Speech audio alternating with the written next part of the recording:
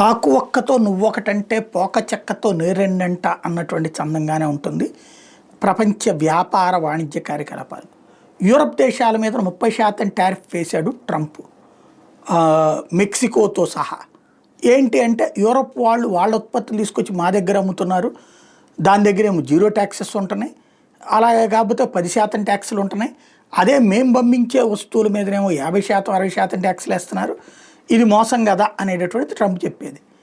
American సంస్థల యొక్క ఉత్పత్తులు ఆ దేశాల మార్కెట్లోకి వెళ్తే వాళ్ళ మార్కెట్లను డామినేట్ చేస్తాయి కాబట్టి వాళ్ళ లెక్క వాళ్ళకు ఉంటుంది, వాళ్ళ మార్కెట్లో వాళ్ళు కాపాడుకోవాలి కాబట్టి. అలాగనే అమెరికాను నమ్ముకుంటే మొదట్లో తక్కువకి వెళ్ళిపోయి అమెరికన్ కంపెనీలు ఆ తర్వాత వాళ్ళ చేతి గ్రిప్ వచ్చేసాక వాళ్ళు దోచేస్తారనమాట. అందుకని వాళ్ళు చేయరు.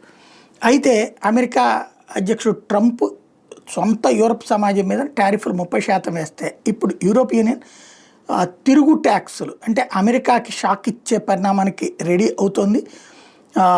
ఏదైతే టోటల్గా $72 బిలియన్ సంబంధించిన టారిఫ్లు వేయడానికి రెడీ అవుతుంది.